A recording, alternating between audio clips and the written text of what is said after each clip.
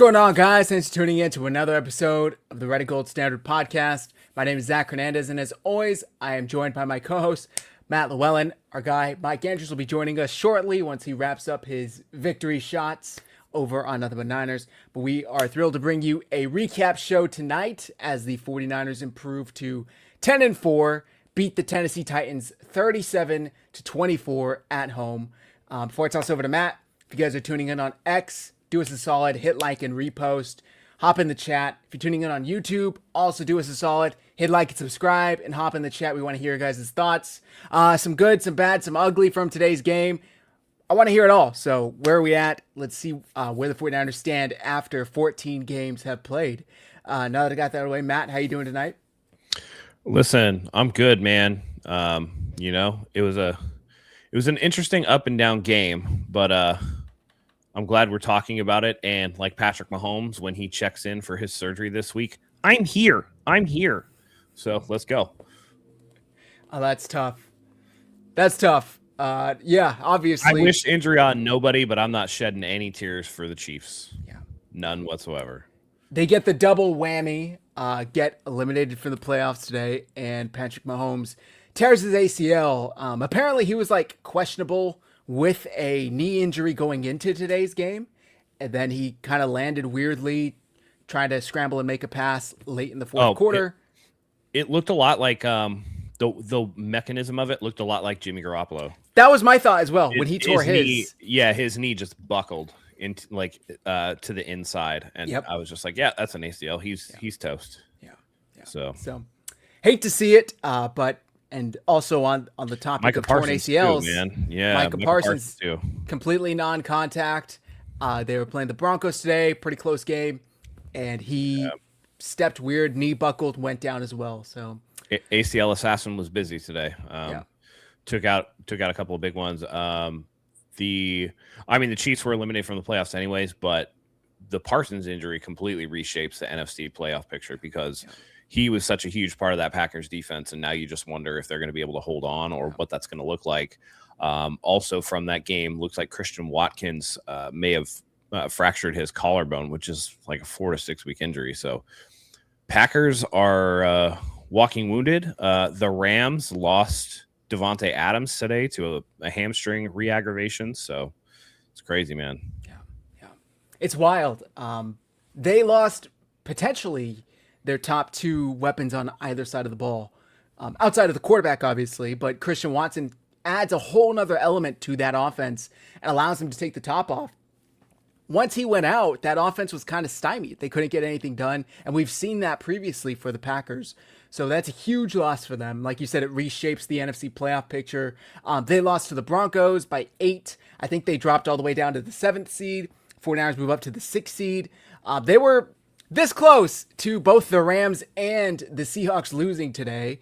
Phillip Rivers actually played pretty admirably. I mean, he went in there, got a touchdown, and I think 3 field goals, and they had 16 points. The Colts kicker hit a 60-yard field goal with 47 seconds left, but too much time for Sam Darnold, and he drove the Seahawks down the field, and they also hit a 60-yard field goal to take an 18-16 point lead. Phillip Rivers would then throw an interception on the last drive. So it's tough. And the Rams, on the other hand, were down 10 points. They were down 24-14. And then you blink and you look, and suddenly they're up 20. Or they're up 10, excuse me. They had 20 unanswered points. And they were up 34-24, just like that. So they never looked back.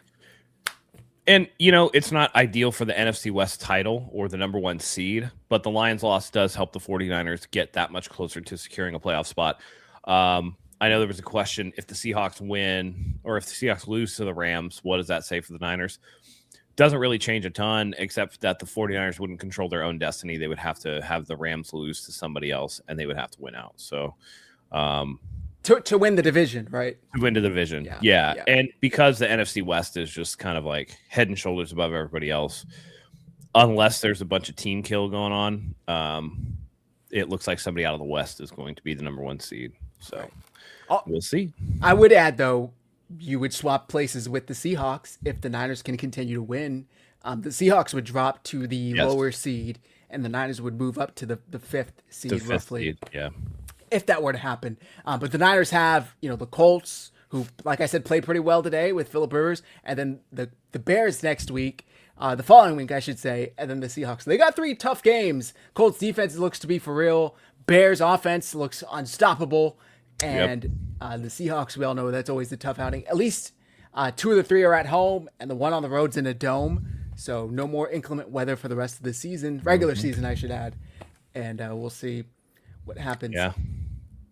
So this game, Matt, immediately the injuries that occurred today. There was one that occurred before the 49ers even took the field, before anything even happened, and that was Jordan Elliott, who was out with a knee injury. And Kyle Shanahan said after the game that he just kind of hurt his knee getting warmed up. So they gave Kevin Givens a start instead. This was another week where Sebastian Valdez got elevated from the practice squad, but then was inactive on game day. Second time they've done that to him. Did that surprise you at all? I know some fans are like really hyped on him, but I know you're one of the ones that say, let's pump the brakes. Just because he did it in the preseason or the practice squad doesn't really translate to the regular season. Yeah, it's not absolutely unheard of either, right? If you carry an emergency quarterback, like he counts against the 53, he's just not active on game day, but is available if you need him. I don't know. I get it, but we've been down this road before with the preseason superstars, with Trent Sherfield, with Jalen Hurd, with some of these other guys. That was just like, if they were that good, you have to hope that the 49ers would recognize that talent right off the bat and let them play. So, you know, I would like to see, you know, as far as I know, CJ West played today, Alfred Collins played today, right? Like, where are those guys at? Because everybody's looking past the forest for the trees, you know what I mean? Where it's just like, hey, we want to see the Sebastian Valdez guy. Well, why not our 2nd round and our 4th round draft pick? Not an undrafted guy that we brought in on a workout. Like, why don't we have the guys that are in there? Why we drafted them to perform, so they need to perform. You know, and again, this is not to jump too far ahead or be negative or anything like that. But, you know, the one guy that you couldn't let get off today was Tony Pollard, and they let him get off. He averaged 7.4 yards a carry. Yeah. You know what I mean? So, and that led to a lot of the chuck and pray stuff that happened later in the game. And, you know, there's concentration stuff that we need to talk about. But for me, like, this defense is in a much worse state of affairs than just why didn't Sebastian Valdez play? Yeah. And, you know, what's concerning, we did the preview show on Friday night, and we pretty much said Tony Pollard is the main threat on this offense. They don't really have anything else. Chigokonkwo is their number 1 receiver, their tight end. And it seemed like the 49ers defense were completely unprepared. Aside from the 3 and out to start the game, like you said, Matt, Pollard averaged 7.4 per carry today. Cam Moore didn't get sacked once that I can remember off the top of my head. It was a pretty efficient day for the Titans. And if you would have told me on Friday when we did the preview show that they would score 24 points, I think all of us had them under 15 points scored. I don't know if I would feel pretty comfortable walking away from that. So it's tough. The only thing I can hope is that when Tatum Bethune returns, the running defense, I should say, looks a little better, because it didn't look as bad when he was in there. He's been hurt. This is his 3rd straight game, I want to say, or maybe 4th straight game he's missed with an ankle injury. Hopefully he can return next week. You also have Eric Kendricks that they signed, who's been a 10-year vet. Maybe he can get something going. I don't know.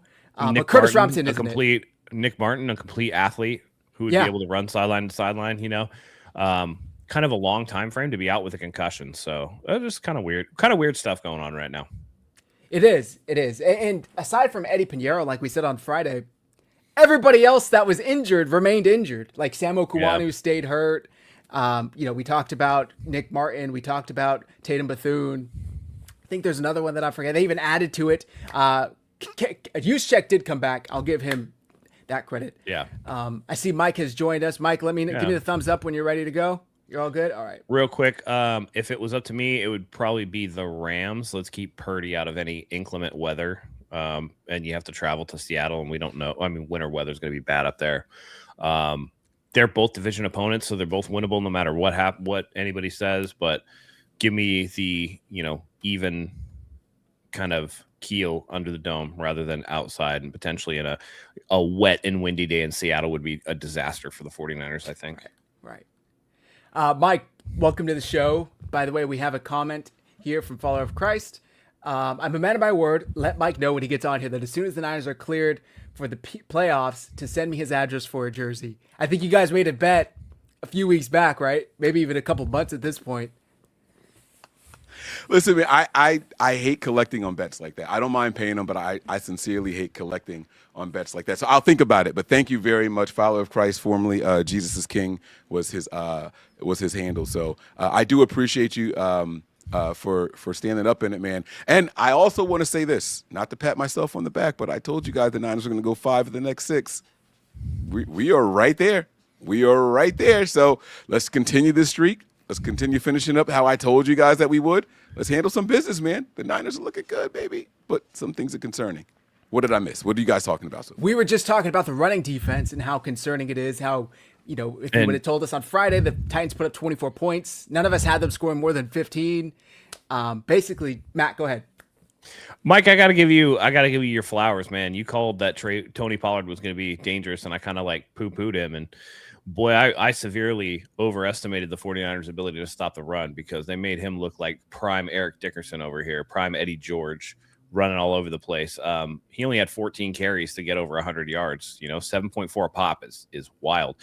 And for a while there in the middle of the game, it was like run, just first down. Cam Ward didn't have to do anything, and then again, maybe that leads to some back end communications issues, but not a great performance and very concerning going forward for me with Robert Saleh, how he schemes things, how they're teaching things there. We're going to get into it, but if you guys don't like negative stuff, tune out when I talk about Malik Mustafa because we're going to get to his ass. But right. Yep. I think that Robert Saleh is in a really, really tough spot. I mean, he is losing starters day after day after day. They go into the game with a game plan, and then 30 minutes before kickoff, we all find out that one of their starting defensive linemen, Elliott, is out for the game, right? Apparently he hurt himself during warm-ups or something like that. How do the Niners manage to hurt themselves when they're not playing football, right? Christian McCaffrey pops up with his back injury. To be fair, Christian McCaffrey woke up and it was a little bit sore, listen, once you get to a certain age, that's all of us, brother. I don't think I can get out of bed more than once a week without being sore. Yeah? I do. I have a little theory. I'll just tell you guys quickly. Okay. They had that baby in the middle of July. And the he making more 6 babies? to 8 weeks. Yeah. That timetable 6 to 8 weeks. He was on the bye week. I think he was going crazy. He broke his back, breaking somebody's back. Yes, exactly, man. Yeah. So I think that he went a little too hard, Pauls. But and it's just it is what it is. And while I thought maybe it was like just a ploy to all right, that's not what it is. He had one target in the passing game. You can't say the last time you saw Christian McCaffrey start and finish a game with only one target. He only had the one reception, but one target, and so it's something that stood out. I just didn't think they wanted him taking that kind of impact. And so, you can kind of control the way you're going to get that impact in the run game. I think they really leaned on him that way. So, I think we'll get better. I think we'll improve, but it is what it is for now. So for the injuries, the main one, we talked about Jordan Elliott, who pre-game got listed as out. Christian McCaffrey got added to the report yesterday with a back injury. But immediately, Ricky Pearsall gets a hip drop tackle. It's not flagged and is hobbled coming off the field. That was an ankle injury. And then later on in the game, on a 3rd and 10, and he got, I think, a catch for 14 yards. He got a knee injury. Kyle said in the postgame he may have re-aggravated that PCL injury. I see that Ricky Pearsall told Matt Lively that he is going to have imaging done on it again. Matt Lively of CBS Sports Bay Area. So the guy just can't catch a break. I mean, he went on to have 6 receptions for 96 yards today. 6 yards, yeah. And the thing is, both times he's done it, he's hit his knee on the ground, and it's just hey, man, maybe you need some calcium or something, brother. Because I don't want to say that Ricky Pearsall's injury prone because he really hasn't, been injury prone outside of this year. But it's just, thanks, Tony. Yes, I have. Like 85 pounds, just a lot of working out. But, when you're just, it didn't even look like, I thought he got cleated at first because I was like, where would be the knee injury? And then you look and he had like a wet spot on his knee where he hit the grass. And I'm just like, I guess, dude, I guess, but he needs to, I don't know. I worry about it because he's so talented, but if he's not available, again, the best ability is availability. If he's not available, then the 49ers have huge problems at wide receiver, along with the other litany of positions they have issues at. Yeah. It's really unfortunate, right? Because you can tell, and not to pat myself on the back too much, but I did have him as my player of the game. Mike was going to take him, and he so graciously let me take him. You could tell that the first play was that, play action rollout pass to Pearsall in the flat. That's like the spam decision when a coach wants to get a receiver going early and just get him a quick catch for like 5-6 yards to get him going. And then you get the fucking hip drop tackle, and he immediately is hobbled. Thankfully, he was able to come back, right? After Juwan Jennings scored the touchdown on the opening drive, Pearsall was celebrating with the guys. He comes back, and it wasn't until later on in the game, I think in the fourth quarter, where he went to catch a ball, and both him and the DB slid. His knee kind of banged on the ground, and he immediately went into the tent. He got up, and then he fell back down, and then he got up and walked off. So I guess we'll see. It's just really bad luck with him. It's like he can't catch a damn break. On the other hand, there's two positives for the receivers. Demarcus Robinson, it looked like he was going to have 20 catches in this game, and then he just didn't get any more targets after like the first quarter. But Kendrick Bourne got his yards. Kendrick Bourne got his 18 yards that he's needed for about 6 weeks now. So he is officially over 500 yards on the season, which earned him a $500,000 bonus.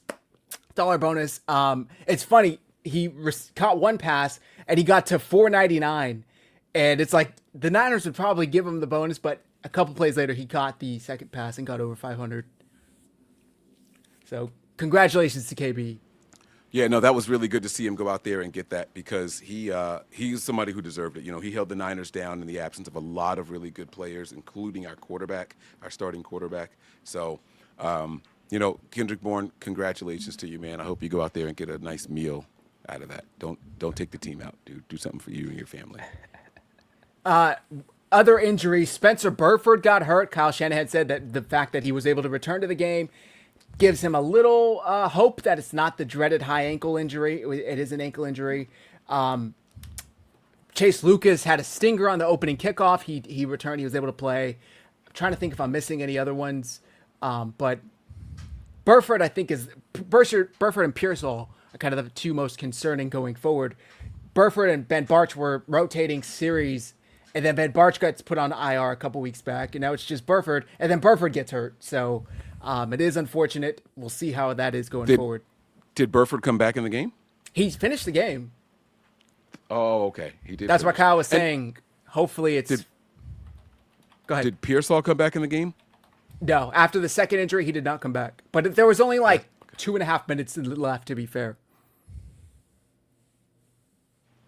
Okay, yeah, I wasn't sure. There was some confusion about that on my show, so we weren't sure. I said I don't remember seeing him come back in, but one of the people on the panel were like, "Yeah, he came back." I was like, "Oh, I didn't see it."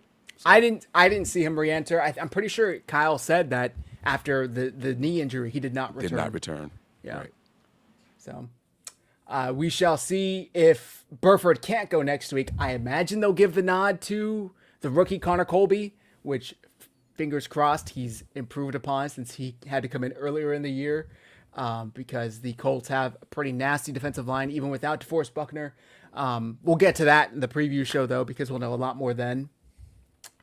Why don't we just get into what was most concerning to us in this game? I'm not going to do the play-by-play breakdown.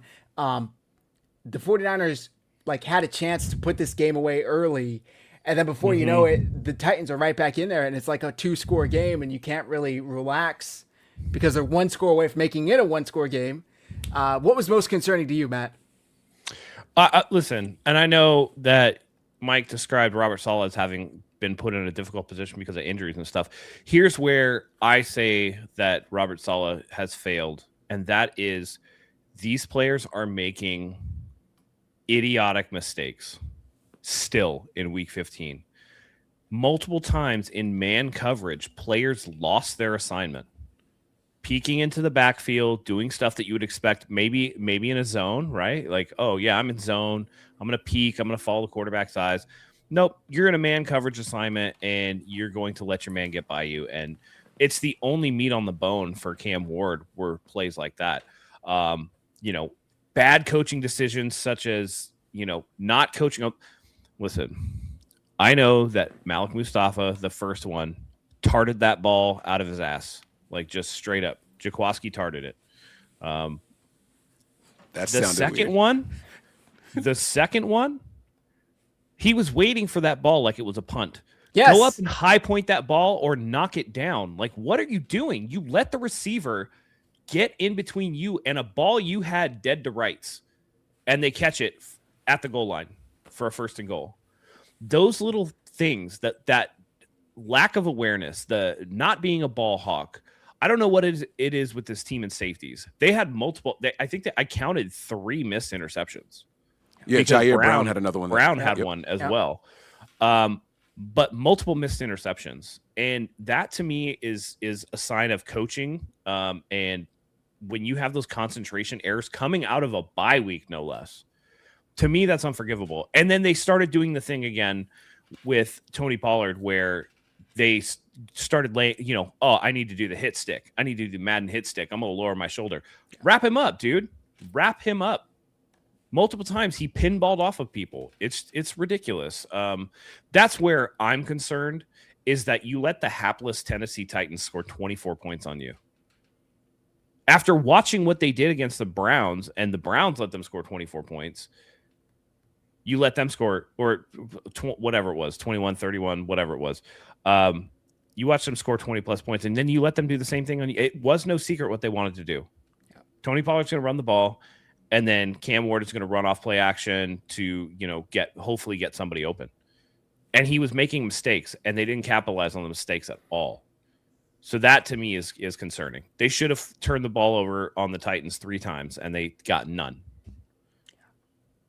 The DBs were very frustrating. By the way, just imagine that against the Rams, Seattle, whatever. You play like this against the playoff team, you're going to get boat raced, 100%. Yeah. The DBs were extremely frustrating. You had multiple opportunities, like Matt said, to get interceptions, multiple opportunities to get plays. That first touchdown that the Titans had, it looked like Lenore bit on the underneath crossing route, which is the same concept the Browns scored on 2 weeks ago. It's very frustrating to see this continue to happen week after week, and the 49ers aren't in a position to defend it correctly. And it's almost like, what are we doing here? We have a great defensive coordinator. We understand that he knows what they're supposed to do. Is it the players? Is it an execution issue at this point? It almost seems like it is. Lenore, the 49ers put a lot of cards in Lenore's hand by letting Charvarius Ward walk and saying, we're counting on you to be our CB1. We have faith that you can do that. I don't think he has, guys. Am I tripping here? I don't think he's turned into that for the 49ers this year. He's been very average this year. Right. Yeah, this has definitely been a down season for him. And he's a lot like this defense, right? Like they're streaky, right? There'll be 3 or 4 games like, oh, that's what we want to see. Then it's like, dude, what the hell are you doing? And we'll see that for 3 games in a row. So that's the troubling part that bothers me with him. That play, I know that I think what was it, Mustafa that went and he was the last guy. And people were like, oh, the safety played. I'm like, no. That was on Lenore. Mm-hmm. That's all on Lenore. He just completely lost his guy and whiffed. He bit on Van Jefferson. He turned right, and then my man went across and went on the inside, and it was just terrible. They've got to just know their assignments and just play it, man. They got to stop looking around and trying to do other people's jobs. That's why we need veterans out there. Same thing happened later in the game where D. Winters just, for whatever reason, stayed in the corner while Jeffrey Simmons leaked back towards the pylon. That was embarrassing. Completely D. embarrassing. Winters stayed there with 2 other dudes, and Jeffrey Simmons just leaked back to the middle. It's like, what are you looking at, dude? Get your guy. You're playing man coverage, clearly, because you start out in the middle, and now you're 5 yards from the fucking sideline. What are you doing, man? Yeah. If Simmons is your guy and you followed him, and you're manned up on Simmons, who was the fullback at the time, stay with his ass. Be in his pocket. Like, it's not like Jeffrey Simmons going to outrun you, dude. Right. Push him out of bounds so that he can't, Right. Catch the ball. Something. The fact that Jeffrey Simmons understands a scramble drill better than a linebacker is extremely frustrating. Like, you had him, he looked at Jair Brown, and it was almost like he thought Jair Brown, who was on the outside corner of the end zone, the front outside corner, was going to then switch on to Jeffrey Simmons in the middle of the end zone. Like, it made absolutely no sense what D. Winters was doing. And he's wide open. It's not it's not basketball coming off a screen, dude. You can't just call switch. Right. Like, that's not how that works. And so those integrity issues, those assignment integrity issues are my biggest concern with this team. Even though they win, it's just like, bro, this was not the win that I wanted. And you let them back in the game after being up 31-10. Yeah. And I think the worst part about that Jeffrey Simmons touchdown is that before they even snap the ball, you hear Drew Brees say, "Oh, they've got Jeffrey Simmons going in there. It looks like he's going to play fullback. He's got a touchdown from a while ago. Maybe he gets another one." Like, even he knew what was like. Well, okay. How? It's like when the Patriots would put Mike Vrabel in. They're not putting him in there to block, Like, they're clearly going to try and get a pass thrown to him, some crazy shit to get done. And the fact the 49ers were just like, "Oh, I don't know what to do," Cover him! He's not, he's not Devontae Adams back there routing you up. He's not, a fast receiver. Like, he is a huge target that can barely move. D. Winters is probably the fastest linebacker we have on the team. Maybe Nick Martin's is a shade faster. But it's inexcusable to lose him in coverage on a scramble drill like that. I thought Cam Ward was throwing it away, and then the camera pans over, and Jeffrey Simmons is wide open. Completely wide open, couldn't be touched either way by 5 arms lengths. That was embarrassing. That was absolutely embarrassing for the 49ers to give that touchdown up. And they didn't get to Cam Ward once today, the most sacked quarterback in the league. He was 18 for 29, 170 yards, average 5.9 per throw with 2 touchdowns, no interceptions, 101.2 passer rating. Right. Which, by the way, if you take away it was 3 busted plays. It was the touchdown pass to the tight end. It was the one to Van Jefferson down at the goal line that should have been a pick. And then it was the Jeffrey Simmons. If you take those away, Cam Ward played like shit. Yeah. And that's the problem. The margin on a bad team like this is already thin enough because it's the NFL, right? This was the difference between a 45 to 10 win versus 34-24 or whatever the final score was, 37-24. Think about, again, the good teams who are going to move the ball anyway. And now you add in those mistakes. You're going to get crushed. And the comment here talking about Renardo Green. Renardo Green has been on a double move every game for like 4 straight games. And we're so lucky that Cam Ward overthrew Van Jefferson by like 6 miles because he had him wide open streaking down the sideline and he would have walked in for the touchdown because Renardo Green bit again on the double move. It's like, what are we doing? Do we not learn from anything? Do we just get our brains wiped after every 4th quarter ends? Like, how do you not take that? Oh, I've seen this move before. Let me not completely bite on it. It's frustrating. It's absolutely frustrating. And there are some major concerns in this secondary. Like you said, Matt, Malik Mustafa is there for an interception, and he acts like there's no receiver there, and he's just fielding a punt. Go up and high point the ball, which is what Van Jefferson did, and he was able to bring it down. And between him and, was it Lenore, I want to say? I forget what corner was there, but there's 2 49ers there. Yeah. It's inexcusable. Lenore could have made a play on the ball, too, and didn't do it. Yeah. I don't know what it is. How many secondary coaches has the team gone through? And, like, there's always some fucking knucklehead in the secondary. Yeah. Ever since we lost, Sherman and Ward and Tart, trying to replace these guys, it's like, yeah, they'll have a couple good years or whatever, but then they do knuckleheaded shit. We saw the same thing. Talanoa Hufanga had that all-pro season and then either was injured or regressed, Jair Brown, up and down. Renardo Green, up and down. Diamador Lenore looks average after getting paid. What are they doing?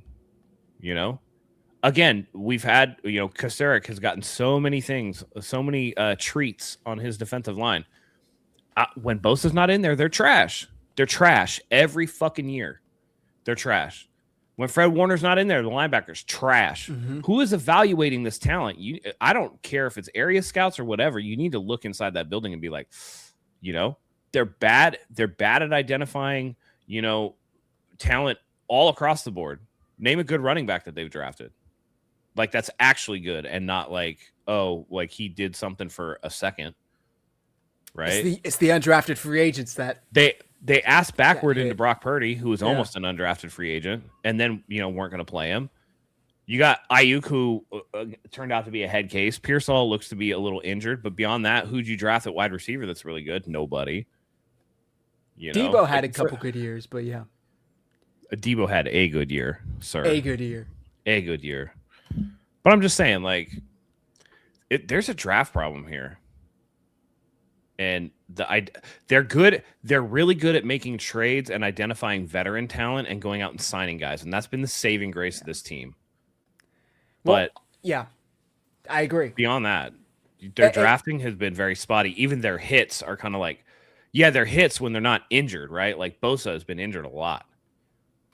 You know, Kittle's been injured a lot. I think their hits in drafts, especially when you're looking at the like first, second year guys, I think that they're hits when the rest of the all pros are on the field with them, right? Yes. When they're just one guy. And so I think when we're evaluating how they're actually performing, it's a lot of replacement level players all over the field, right? Like, so if you're drafted second round, third round by the Niners, and you get a chance to go in there while Fred Warner's in there and Nick Bosa's in there and, you know, Lenore and Mooney Ward are out there, right? You're not going to look as bad. But when all of those guys are gone, now, like, it's all the replacement level guys, and now we're asking you, instead of growing, we're looking for a finished product, and so it's kind of like, you know, we're looking at a product on the field, and we're upset about it, rightfully so, but the context is these guys aren't really supposed to be out there in the fashion that they are. And that's not to make an excuse for what we're seeing. It's inexcusable because tackling fundamentals should be taught from day one. I don't care if you're a starter. I don't care if you're a backup. I don't care if you're on the practice squad. Like, wrap up. Like you said, these guys are doing hit stick shit, and it's not necessary. You aren't going to do that to a veteran, especially who's prepared for you to come in like that. That veteran sees what you do with your arms. If you're doing this versus if you're doing this. If you are raising those shoulders, he knows exactly what you're doing, and he's going to turn, and you're going to take your momentum right past him. Well, what he's going to do is, he's going to get low, right? And if you come high with your arms out, he's going to lower his shoulder and hit you in the chest before you can wrap him, and you're going to bounce off. So, yeah, they have to figure something out. And I would say the one exception to what you were saying, Mike, would be Deommodore Lenoir. I'm sorry, when you sign a $95 million contract, like, you don't get the luxury of being, oh, well, he's not an all-pro guy. It's like he's being paid like a fucking all-pro. So, you know, he's the one that I'm like, if somebody had to step up on that defense in Fred Warner's absence, it has to be Lenoir. And like, he was getting chippy at the end of the game, and it's like, you played like shit, man. Shut the fuck up. Go back to the locker room. Move on. Yeah. You know? You have that Captain C on your chest for the first time. Right. And now is the time that you have to step up and prove that you earned that, because Warner's out, Bosa's out, half the damn defense is out. And they made a point, I think it was Drew Brees that made a point today, talking about the secondary, talking about the draft, Matt made me think of it, where he said they drafted every single part of this secondary. Like, it's not like it's a couple of free agents. They drafted Lenoir, they drafted Brown, they drafted Mustafa, they drafted Renardo Green, Upton, Stout, yeah, Stout. Like, so it's not like they could say, "Oh, well, we're just having to plug and play guys." These are your hand-picked guys, and they're struggling. And we saw today, Drew Brees was like a master at it. I was really impressed when he was breaking down when they would go to man and how concerned you could tell us Robert Saleh was to play man coverage, because they're just not good at it. They just simply do not have the talent to play man coverage, and that's why Robert Saleh lives in cover 6. Because he does not trust this defense to stay sticky and not get penalties. Yep. It's really unfortunate. Part of that though has to be coaching, because if there's anything that should be easy to do for defensive backs, is play man. Right. Like, that's your assignment, dude. Like, that's your one-on-one. That's what you've been born to do.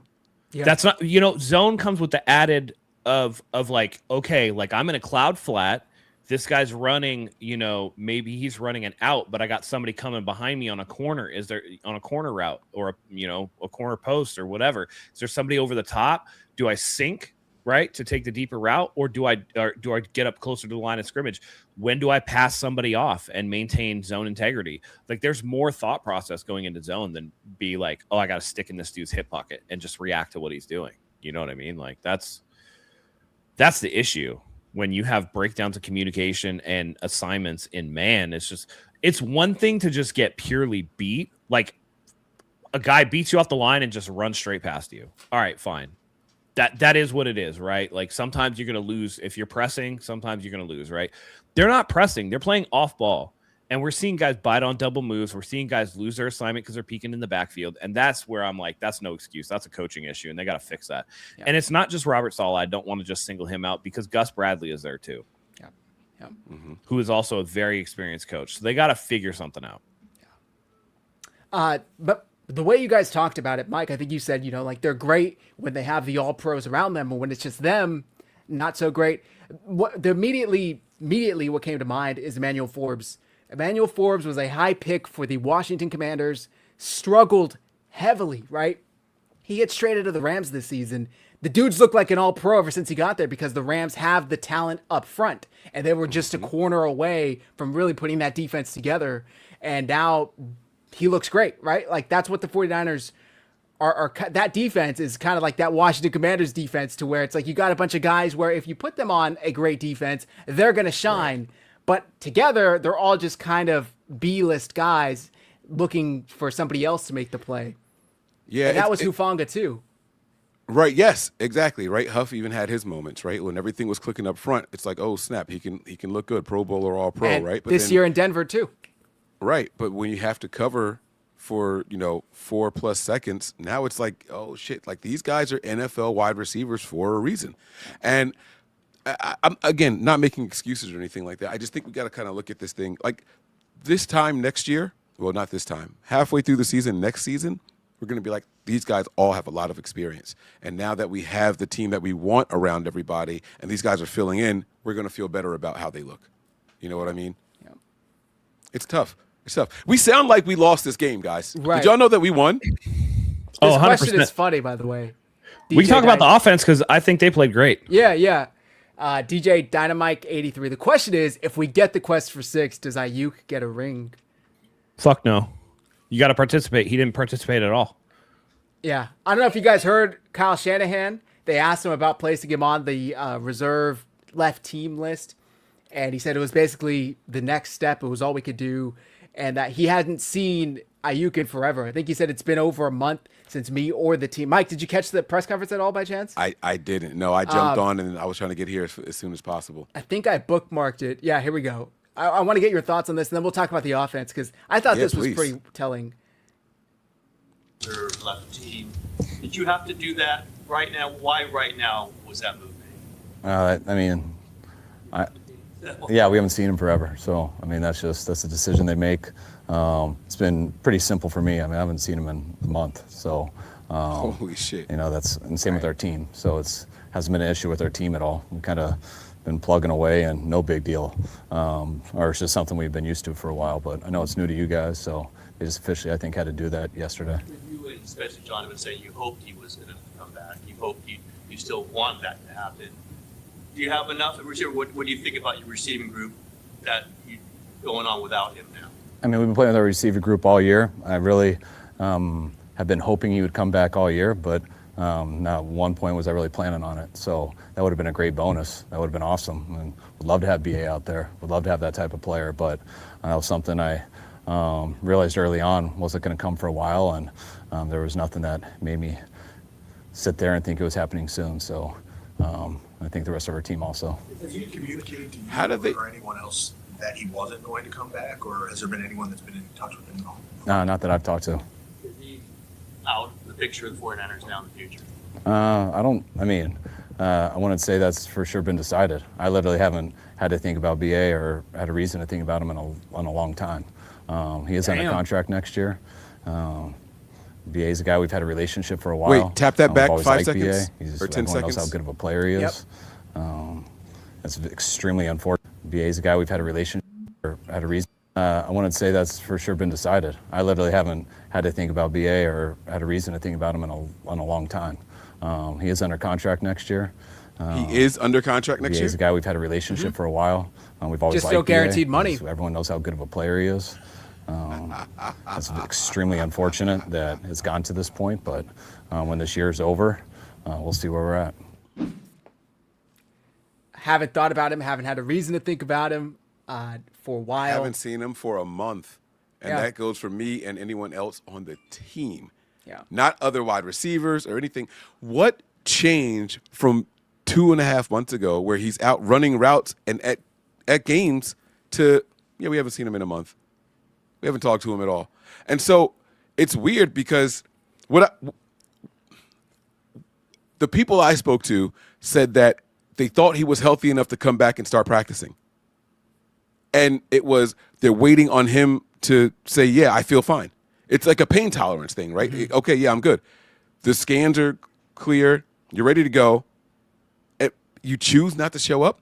And this could, I don't know who his agent is. I have no idea who his agent is. Him and John Lynch have the same agent. I'm not mad at an agent saying, hey, 0 guarantees, no security, don't go out there. You can't. Would you guys, if you were an agent for anybody and under any circumstance with no guarantee, would you let him go out there? Well, no, but I would also not let him lose that money to begin with. Like, it's pretty. I would call him and I'd say, Right. you need to get your ass to San Francisco right now, Yep. or else they're gonna void your shit. Like, it's. Yeah. That's what an agent's job is, right? Like, instead, who knows who's in BA's ear that he's listening to, thinking, hey, this is a way I could get out and get to a team that I actually want to be with. Yada, yada, yada. I think it's a huge fumble on his part. 100%. And there are people that will sit here and be like, well, the team played a part of this too. And I'm like, no, they didn't. They reacted. No, he was to it, injured. and I What the fuck? did. I'm sorry. Can your daughter Well, hear me? Your audio's coming through your headphones. No. Right? Yeah. It's right out through there. Okay. It's fine. But my thing is like, no, they were like, it's contentious negotiations. There was bad blood. And I'm like, well, then he shouldn't have signed the contract. Yes. Like, Bingo. if I'm the team, I'm like, he signed the contract, so he must be good, right? Like, everything must be square. Everything's good. Like, we gave him what he wanted. Like, he was like, cool, we're good. And then he was like, well, I don't want to show up to this thing. It's just like, when the team finally had to get to the point where they're voiding guarantees, which almost never happens, how could it be anything other than what Ayuk did? It's not like the 49ers didn't uphold their contractual end of the contract. He was getting his checks. Yep. Right? Okay, so then Ayuk has to do his part. If any of us sign a contract and we don't do it, I don't know. See I ya. don't know. Good luck. Someone in the chat's like, So- is this all about the wrong colored shorts? Kinda. Yeah, I mean, All to you be gotta do is wear honest, the yeah. right short. It's called Well, a this guy's been uniform making for a reason. idiotic. He's been making idiotic decisions since he entered the fucking negotiations. I'm so glad you have headphones on. I'm so glad you have headphones on, Matt. Like, he's been making idiotic fucking decisions all along. Yeah, his along, girlfriend right? posts that TikTok the day after the Super Bowl saying, this could be the last time we're here. You know, Right. Then he had filming his brother posting shit like, how do you not target your number one wide receiver? And they're in super, like, right? So he's been taking shots at the team for a really, really long time. Yep. From everything that I heard, the team actually wants this kid there. So that stands true. What I could never confirm was how he specifically felt. I talked it all up to negotiations. Bad negotiating tactics, but I talked it up to all the negotiations. Now, I'm like the rest of the faithful. You don't want to be here, motherfuck you. Get out of here. That's how I feel about it. 100% honesty. Now, here's the best part about that whole interview and everything that we just heard, right? I love that Kyle said he is under contract next year. If anybody out there thought that you were getting Brandon Ayuk for free, wrong. And if you don't show up, there's going to be penalties. In fact, you're going to have to pay shit. That's how the NFL works. So one, you've already abandoned your job. So you're either going to retire, or your bitch ass is going to show up. That's where I'm at right now. That's the energy I'm bringing from this moment forward. Hey, Ayuk, the ball is literally in your court. You don't have guarantees, and you're not going to get them by going to Sizzler, dumbass. You're out there buying all these expensive-ass chains. Ooh, look at that VVS. Right? I saw that stupid-ass video. You don't have guarantees anymore, and you're buying chains? Are you fucking kidding me? Are you kidding me? Who is in this guy's corner? Who's his financial advisor? Fuck your agent for a second. For a second. You go into contract negotiations and you didn't hire a financial advisor that said, hey, this might be a stupid idea. This might be a really bad idea. Who is in his corner? Like where is the help for these young men out here who are coming into abundance of money, and you want to go out and buy 4 cars that cost over $80,000 a piece? And 80 might be on the low end of the 2 cars that I know he has are double 80 at least in value. So it's like, what are you doing? I want to document this from start to finish. You're showing up to fucking what was the name of that show with the former football players, that interview he did, and he had Ryan Clark Daniels with him and all. Yeah. I want to document this from start to finish. I got my dog here and all that shit. Now I see not only was this agent-driven negotiations, this is also personal decisions that were fucking moronic. Fuck him. And what a better way to stick it to him and anybody else who didn't want to be here than going out and having a successful season. Fuck him. I hope the Niners win it all now, just to stick it to him, you dumbass. And here's the thing.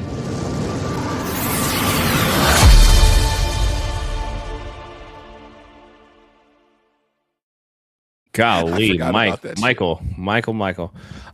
Here's the thing. You're right on the money. That Kyle Shanahan, I think, dropped that on purpose. That Absolutely whole contract next year. Because guess what? You don't show up, fine. You don't come in, fine. You don't get. Well, Mayoko reported this past weekend in his video that he's incurred a ton of fines. He is like, I don't have an exact number, but his pay that he got went down significantly due to the amount of fines he's incurred just in the past 6 months. And the 49ers putting him on the did not report list actually allows them legal recourse to go after signing bonus money. The money they already gave him. So not only are you fined by the team in NFL, now we're getting back the guarantees that you got already, you dumbass. And here's the icing. The icing is already being under contract. The cherry on top. And I don't even fuck with certain types of cherries. Diana Rossini was still wrong. She was right with the whole turmoil and all that stuff, but he's gone. It's over. Blah, blah, blah, blah, blah. He's not under contract next year. That shit that her and Mike Silver reported that this voids his contract in the future. No, it doesn't. It voids the guarantees. He's still under contract. To be fair, that's what they said. It said it voids the guarantees and leads the way to a split. Basically saying they can cut him. But if I'm the 49ers, he's made my life miserable. So what I'm going to do is I'm going to be petty as fuck. Yep. I'm going to be like, you're still under contract. Guess what? You're going to sit. If you report, great.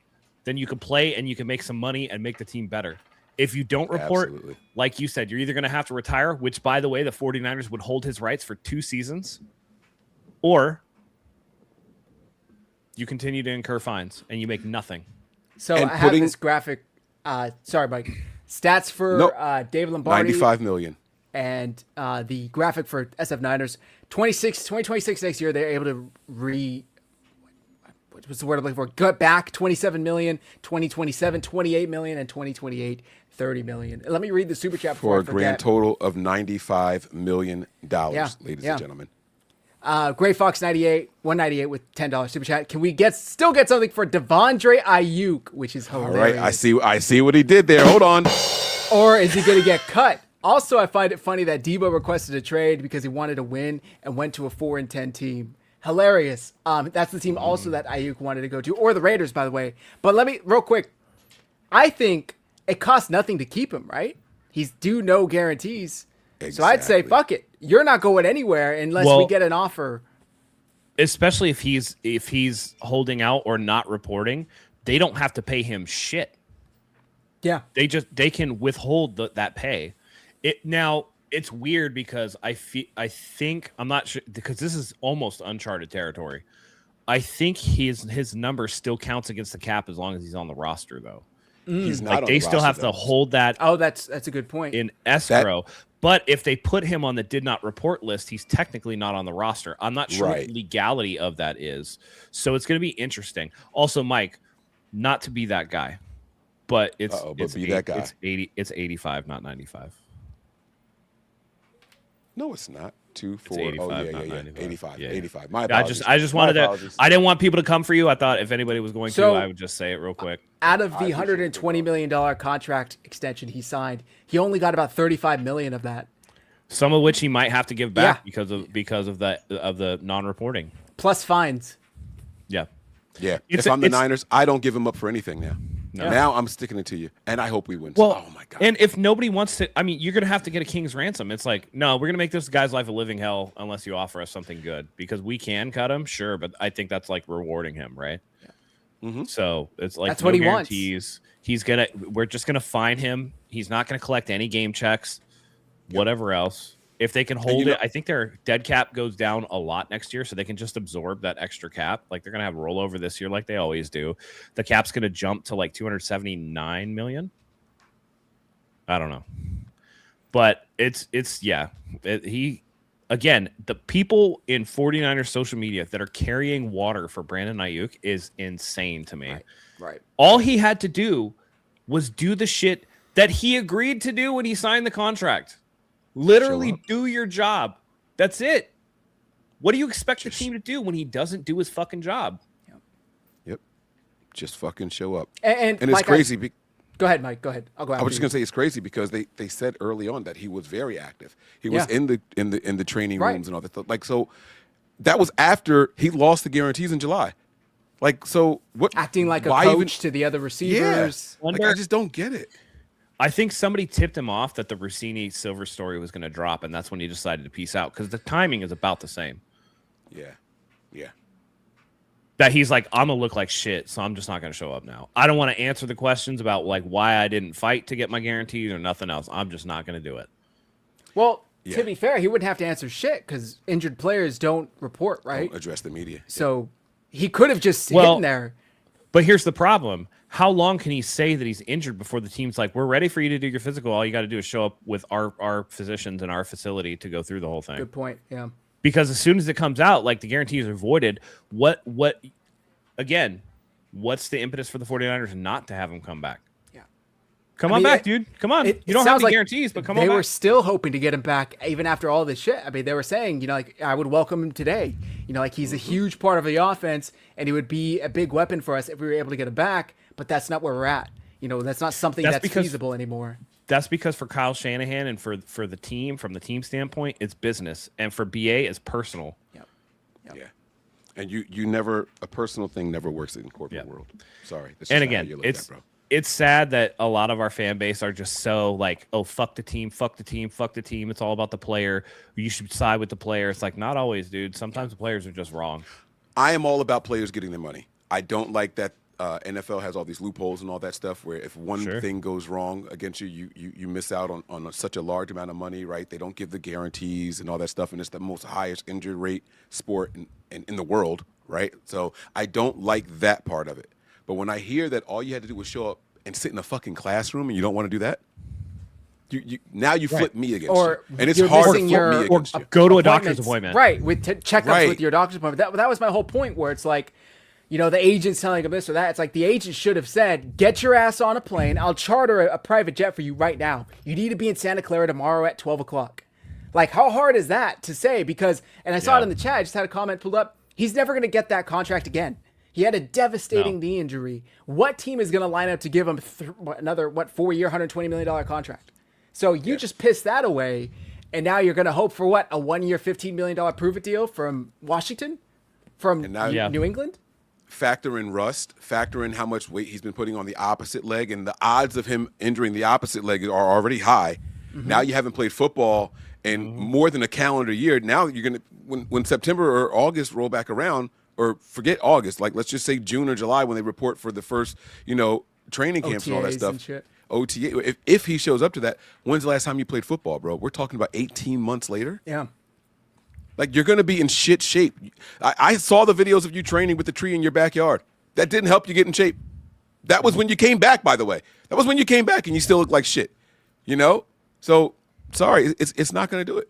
It's not going to get it done. So, they have you guys, congratulations out there. I didn't think it was possible. I'm officially off the Brandon Ayuk train. I am shocked that the 49ers were able to find a way to recoup this money. And we're able to find a way to go about it contractually, get everything back.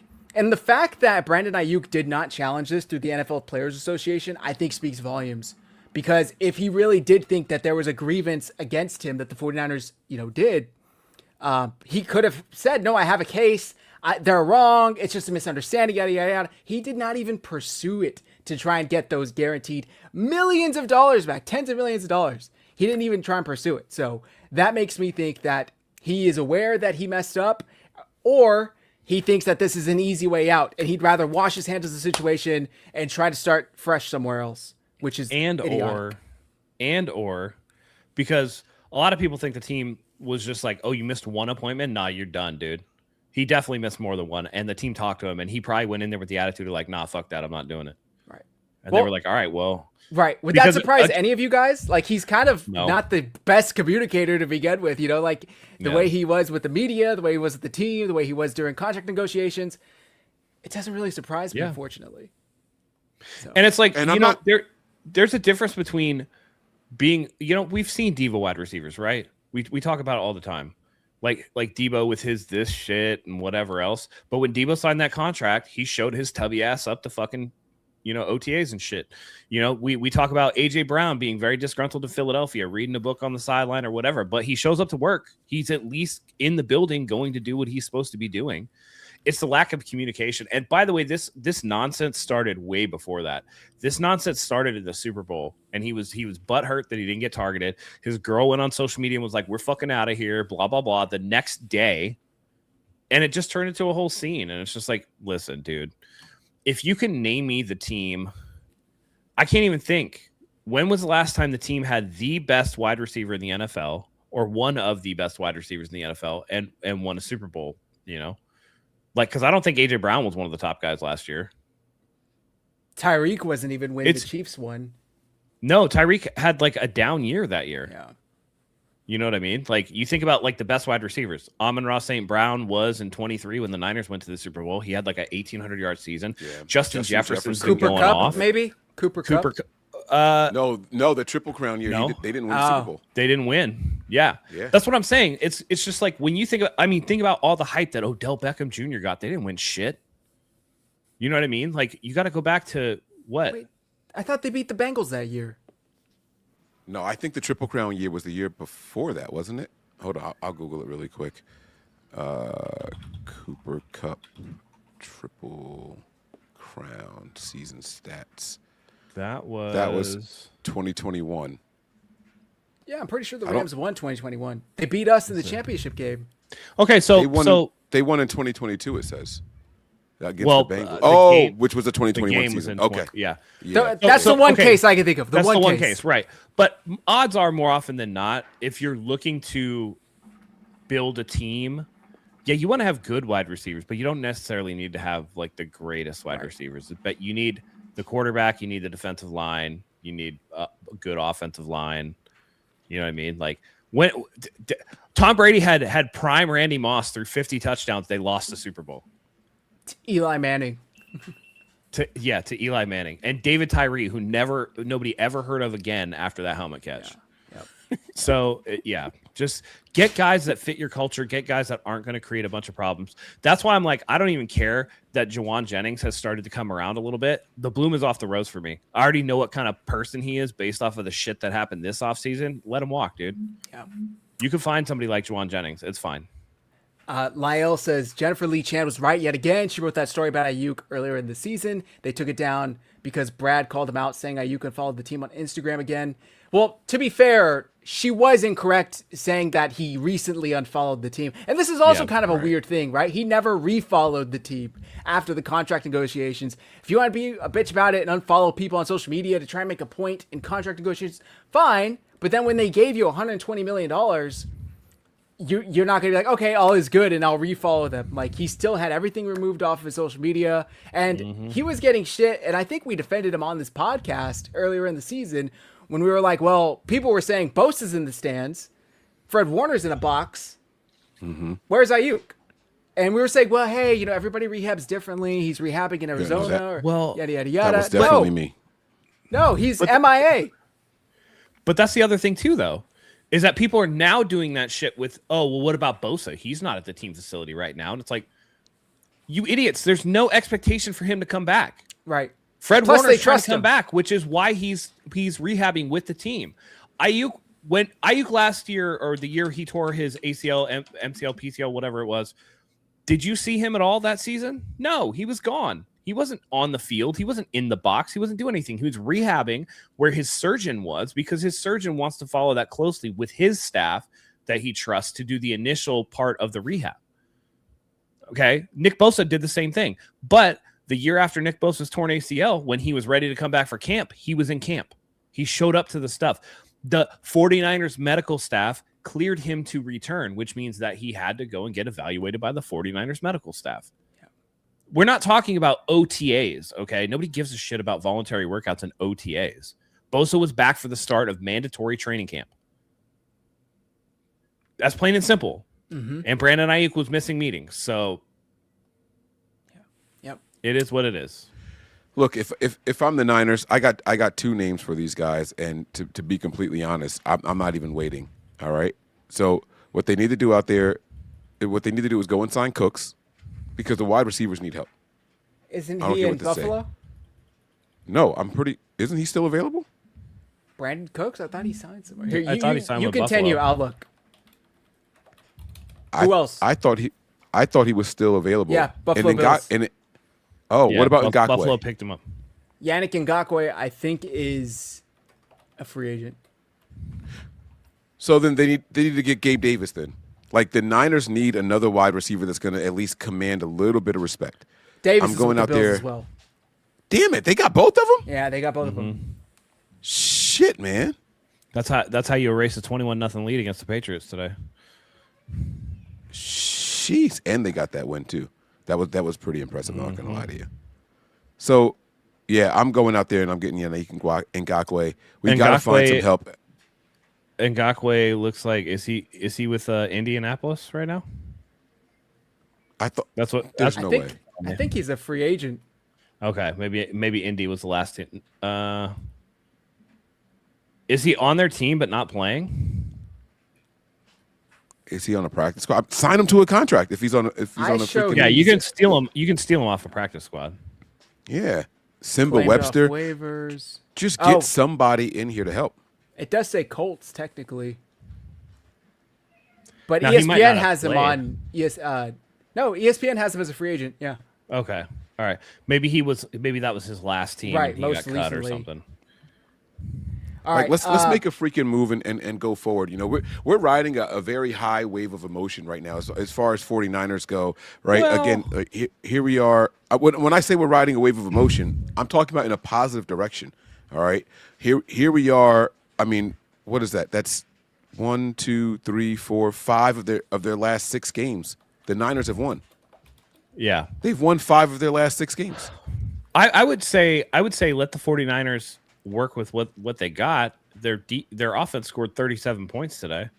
You know what I mean? Like, Against a bad Titans defense. Sure, That's not the sure. Colts defense. That's not the Bears defense, and that's damn sure not the Seahawks defense. These defenses that we're about to go up against are twice but what as I'm good saying as is what we- don't rush out to get people. Like I thought that DeMarcus Robinson did a good job hauling in the passes that were thrown his way. You know what I mean? Get Kendrick Bourne involved. Do I trust them to go out even if let's say Brandon Cooks was available? Do I trust them to go out and utilize him in the way that they need to utilize him because he would be new to this offense? No, I don't. I don't rather they trust them try to do that. and get Jordan Watkins involved than sign some guy off the street. Right. Jordan Watkins has been a healthy scratch for like a month. But Simba Webster was here before. He knows the system already. He's a younger Yeah, but guy. He's got how some many speed. catches does Simba Webster have for the 49ers? That's what I'm saying. Like, I don't want to just bring in a guy. I mean, they signed what's his name, Javon Baker from the Yeah. Patriots. They signed him. I just don't That's bring true. in I forgot guys about just that. You're right. I just to forgot about bring that. them in. Utilize the guys that you got. Like, we saw Kendrick Bourne go off when Mac Jones was in there, which is how he got to. You know what I mean? Like, I don't know if it's a chemistry issue with Brock Purdy or what. Like, Purdy seems to like his guys, and then that's who he likes. But It's got to be. yeah, 'Cause I don't know. He will throw prayers up to Jawan. He'll throw prayers up to Kittle. That's Yeah. about it. So let's say you rock with the offense. I think we do all agree that we need help on the defensive side of the ball. 100%. We 100%. The really, defense is really- going to be the downfall of this team. Yes, and it's bad. It's ugly bad. I'm talking like ugly bad. I don't know that there's not a player out there worth looking at if you're a defensive edge guy. If you're edge guy, like, you got to go out there and get him. So we were going to get into the offense side of the ball before we got sidetracked by Ayuk a little bit. So why don't we talk about the offense, and then we'll start to wrap up since we're already over the hour mark. The 49ers didn't punt today, which is great. They took care of business, put up 37 points. Purdy, very efficient, 23 for 30, 295 yards, 9.8 average per pass, 3 touchdowns, no interceptions, sacked twice for 3 yards, lost passer rating of 140.3. McCaffrey, 22 carries for 73 yards and 1 touchdown. Purdy, 7 carries for 44 yards with a long of 26, which is the longest rush of the year by the 49ers, by the way. Brian Robinson, 9 carries for 21 yards. And then Pearsall led the team in receiving, 6 for 96 with the long of 38. Kittle had 8 for 88. Juwan, 3 for 37 and 2 touchdowns. Kittle also had a touchdown. Demarcus Robinson, 2 for 36. Kendrick Bourne, 2 for 17. And McCaffrey, 1 for 14, which I think is kind of the most shocking, right? Because, Mike, you said that to start the show. He only had 1 reception. Like, can you guys think of the last time Christian McCaffrey only had 1 reception in a game? But they still took care of business, and they spread the ball out enough to where the offense was very, very efficient. And Juwan has kind of emerged as this red zone threat. I think he has like 6 touchdowns in the last 5 games or something like that. So it's nice. And Purdy threw a jump pass to George Kittle in the back of the end zone. He brought it down. I thought the offense was really good today. Purdy did 2 things that drove me crazy as far as physical throws. Because there was other things that he did that drove me crazy as well. But I know you're going to say that pass jump was one pass. of them. Yep. The jump pass was 100%. definitely one of them. And it's like, no. Great result, terrible decision, but fine, whatever. Now, I will say that there was someone in his face, and he needed to get higher to make that throw. So you kind of got to work with what you got, right? When you have a guy who's 6'1" on a good day with heels on, like I understand what you got to do, right? So fine. It worked out for us in that situation. The other thing he did was when he scrambled far left and threw it back across the field, I thought it was a pass to McCaffrey, but Bourne undercut it and got that reception. And I was like, I can't believe he is still doing this. I couldn't believe it. Bourne was open and Purdy threw him to a space. That's kind of what happened. I think it won't look as bad when you look at the all 22, but like I thought Purdy did a much better job today and carried on what he did previous to the bye week in not forcing it too much. And like he had multiple throwaways today, which I thought was really good because we've gone weeks without him, he had 3 throwaways. Yeah. He had 3 throwaways, and I think there were 3 drops. We've gone weeks without him doing throwaways, and I'm okay with that. You know what I mean? Yeah. Like that's fine. And before we continue with the Purdy critique, I think we're all happy with what he looked like. So this is not get rid of him. He's not he the looks guy. like no, himself. Brock Purdy looked back-to-back games. Yeah. He's looked good out there. Mobile. Like there was one other pass to Bourne that looked like it was in traffic, but that one looks interesting, and I want to see what it looks like too because to me it looked like the DB underneath got beat so bad that it just like bracketed the wide receiver. You know what I mean? Like he just ended up like trying to sprint there and just like didn't give a fuck about where he was running to. He just ran in a straight line. So we'll see. But there were a couple drops. Like I thought Purdy had a pretty sweet scramble and fired a dart that Kittle just dropped.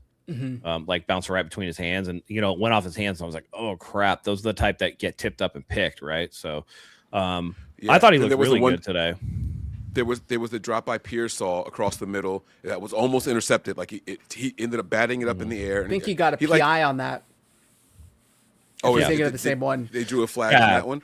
And then the other one was on 3rd down to Juwan Jennings across the middle. I mean, it hit him in both hands, chest and face, and he still didn't come down with it. And it was weird because he came down with it, but then when he landed, he didn't survive the ground or something. So it was like a weird incompletion and drop. And the crazy thing is he later caught one that was called back because of a hold that he got absolutely blasted on. And he kept it. He held it. So I don't know. That's confusing shit.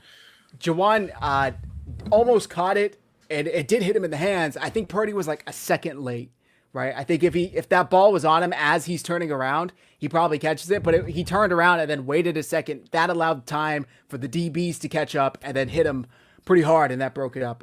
But it was a good throw. I think he still should have caught it. Still hit him right in the gut, both hands. Two elite traits by Brock Purdy that I saw in this game. I've told you guys about the layered throws. I think he does that better than any quarterback in the NFL, right? it happened to be a touchdown, but he did a layered throw to Jawan Jennings on the far right Yep. sideline by the pylon. I thought that was a phenomenal throw, man. I mean, and you saw the defender underneath like jump up. He thought he had that shit. Like he jumped up, and I thought, oh my God. And then when Jennings came down with it, it was, the icing on the cake was that he had actually stretched over the goal line and got the touchdown. The other thing that Purdy does really well that I thought he was doing a little too much early on, he scrambles really well behind the line of scrimmage. I felt like there were times where he left clean pockets and created some more trouble than what he needed to in the first half in particular. It was just like, dude, that pocket was clean. You didn't have to get out of there at that moment. But I don't know if he's doing that because of height.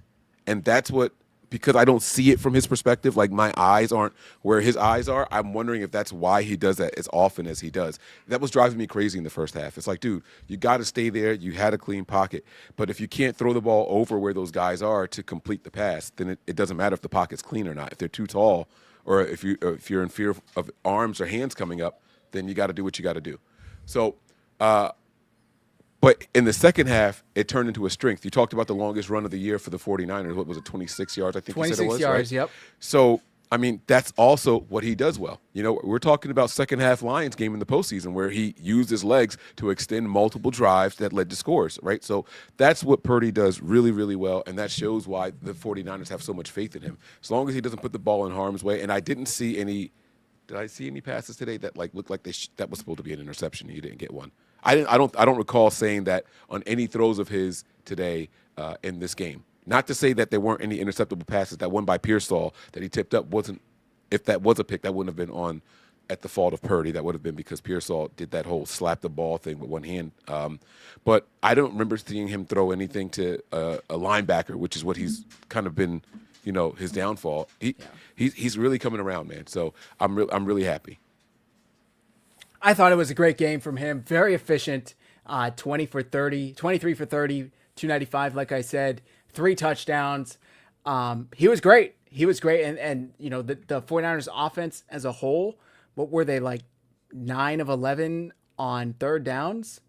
Third down efficiency, 9 for 15. So they did kind of bug down in the fourth quarter, right?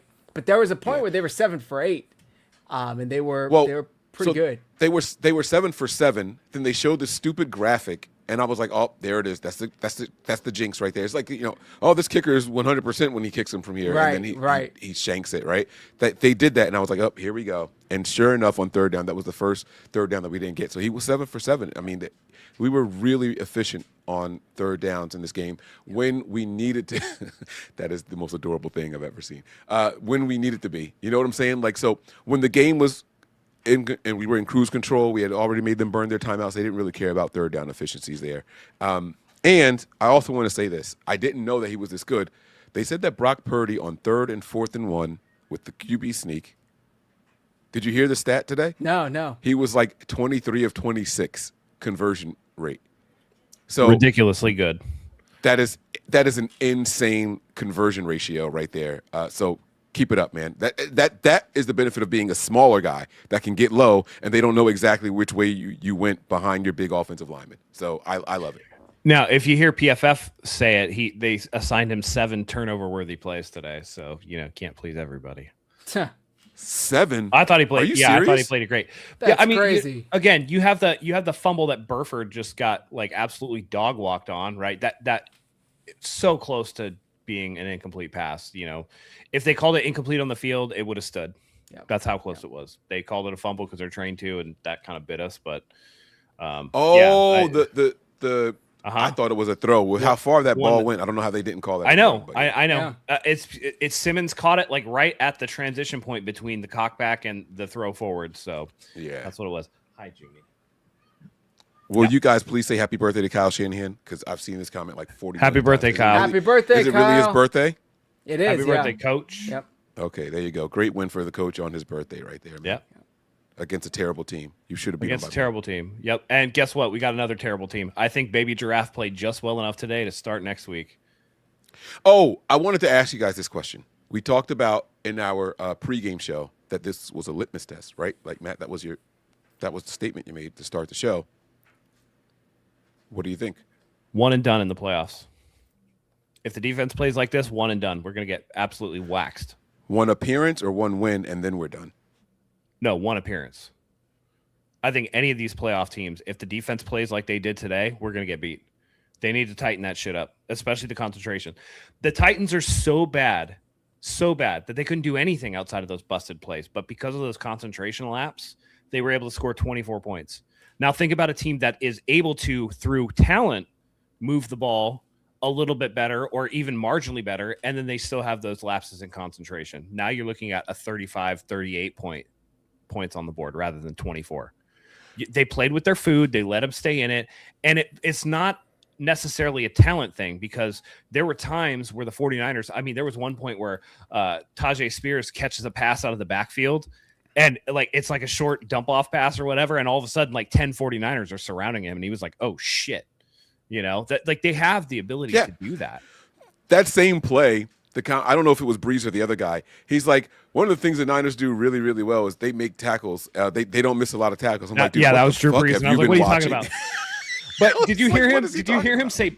Did you hear him say Persol?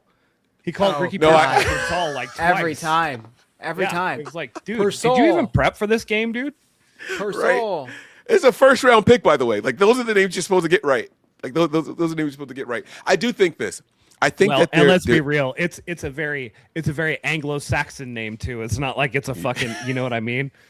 Yeah. It's not like it's one of these mouthful names that we're not asking you to I don't want to step on this name because they're from China or something, right? Like Okawanu or something. Yeah. Or it's damn near spelled phonetically. Like just read the fucking name on paper. What's the Browns linebacker? Jeremiah Owoku Coruscant, whatever. Yeah. That, okay, if you mess that up, sure, dude. Like, that's fantastic. That's fine. Awusu Koromora. Ricky Pearsall, like, what is happening right now? Are you stroking out on TV? It's the New Orleans accent. We just didn't get it. I did want to. He's not actually from New Orleans, right? No, I know. They did allow 24 points, but I will say this: towards the end of the third quarter, like midway towards the end of the third quarter, the Niners were up by 3 scores. I thought it was very clear and obvious that Saleh just said, "Hey, let's let them score on this drive." Not saying so much let them score, but he stopped blitzing. He didn't rush any extra guys. It was 3 or 4 man rushes the whole time, and just see what they take. And that's when they were running. Matt talked about it also. It was like run. We couldn't do much in the second half where they were running the ball. I feel like that one drive in particular, he kind of said, look, we're up 3 scores. Let's run some time off the clock. Let's let them go out here and run down. And we didn't call any timeouts or anything like that. Like, I thought that was kind of by design. If that holds true, we gave them 7 points. They only really put up 17 points in this game. If the final score of this game was 17-37, do we feel better about the litmus test? Do we feel like, all right, maybe we're a little bit more competitive than what it appears? I mean, I do, and I also think that this defense, as beat up as it is, like, they're not whole, right? Like, you're missing Bethune. We talked about Jordan Elliott was out today. Yetur Matos is going to come back. Sam Okuwanu is going to come back. So it is concerning that they gave up these 24 points. But I mean, the Titans put up 24 against Seattle like 3 weeks ago. They put up 29 or 31 against the Browns last week.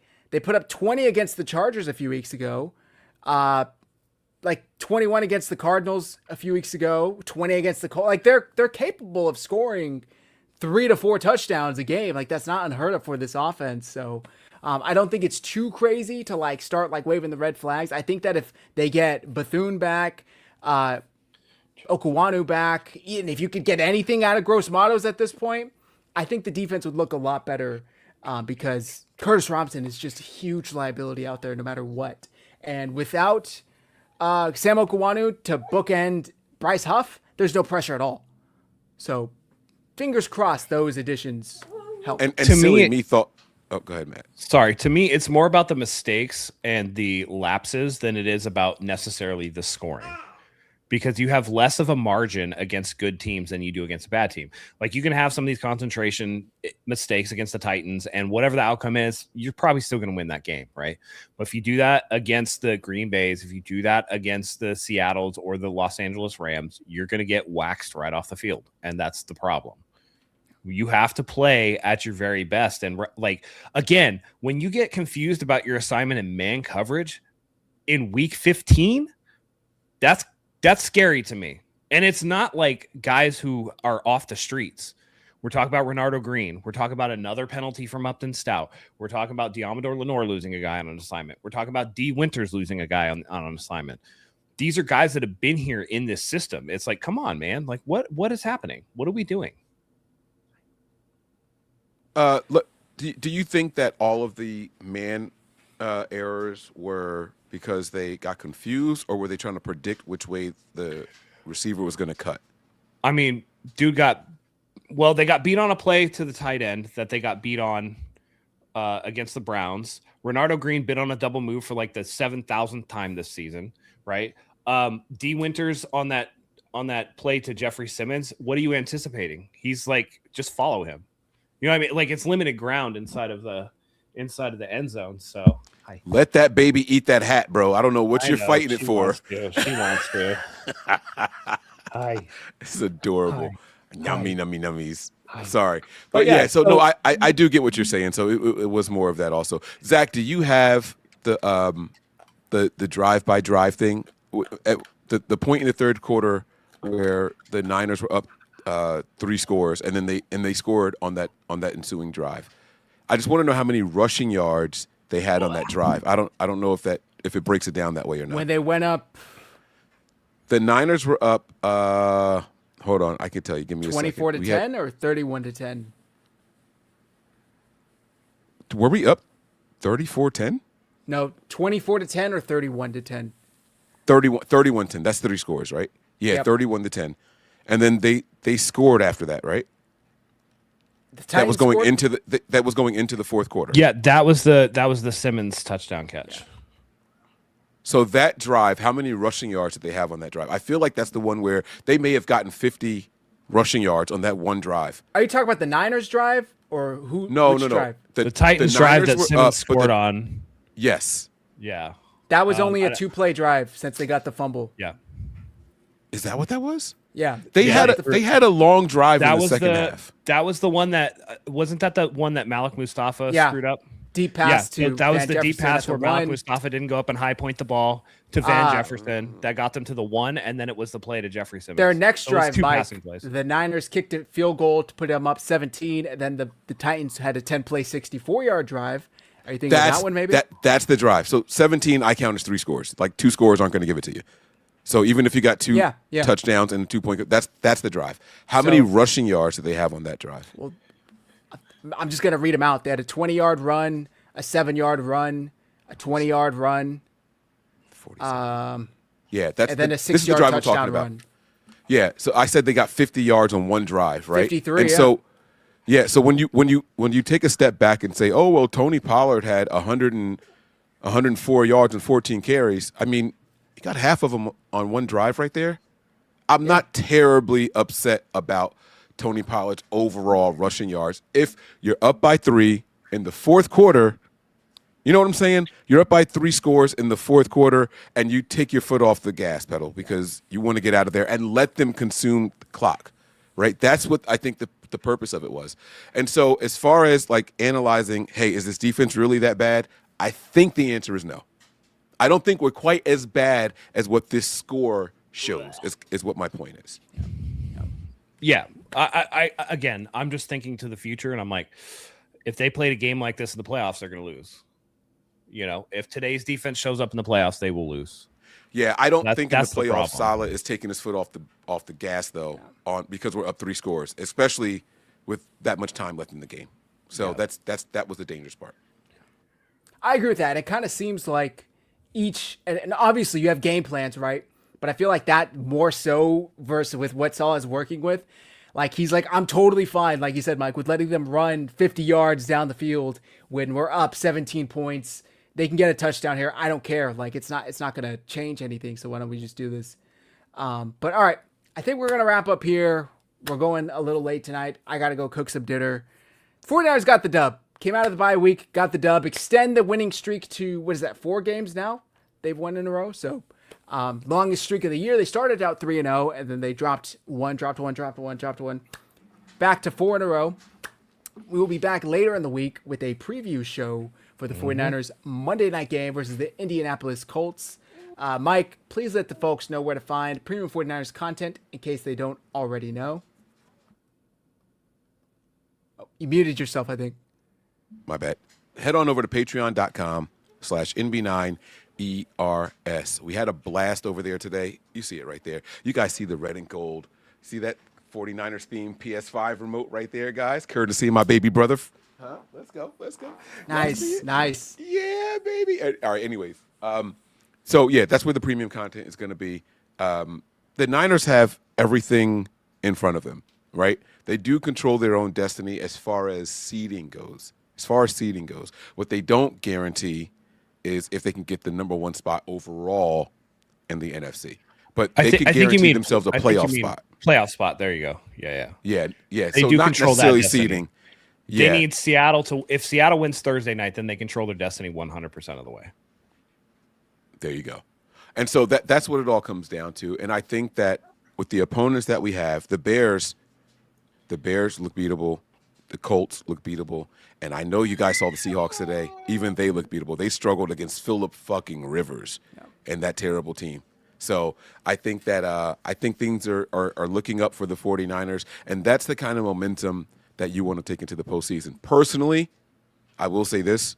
I think we need to lose one more before Week 18. I would like us to lose one, be a little humble, and then hit the ground running. Oh, don't worry. Chicago's coming, buddy. No comment. I think our best path, honestly, it would be the 5 seed, because then we would probably get to go to either Tampa or Carolina, and I think that's a much easier path than having to go to Philly. Maybe you could avoid the Rams, let somebody else take them out. Maybe Seattle and Los Angeles take each other out. Why'd you say Tampa or Carolina? Because Carolina nobody wants to win that division. No, Carolina lost. No, at the Carolina last second. lost. Yeah. Are you? I stopped watching. 100%. Didn't they have like a 3-score lead in that game? It was 17-3 or something like that. 17-0. But they lost. Yeah, they lost 20-17 as time expired. Yep. Yeah. I'm calling my cousin. Oh, that's funny. No one wants to win that. that division, apparently, man. Yeah. That looks to me like a 9-8 or 8-9 division. 8-9, right probably. Yeah. Yep. So Trash. Pure trash. Yep. Oh my god. All right. All right, I agree with you, Zach. I think 5 is the way to go. I do think that Chicago is going to be a big test, not necessarily because of Caleb Williams, but their defense has 30 takeaways this season. So like they hunt. So that's a worrisome thing for me. But yeah, I'm looking forward to this week. This one is a very winnable game. They need to go out and beat the Colts on Monday night. All right, Matt, do us the honors and carry us out. Yeah. It was a great win today. Lot to work on, but the most important thing is the little tick in the win column. That keeps the 49ers right there. So, again, a longer week. Again, maybe they get to, go after some of their issues and address those. So for Mike, for Zach, for my daughter and myself, thank you guys for joining us here tonight. We couldn't do this without you. We love you guys. We love having you. So until next time, go Niners.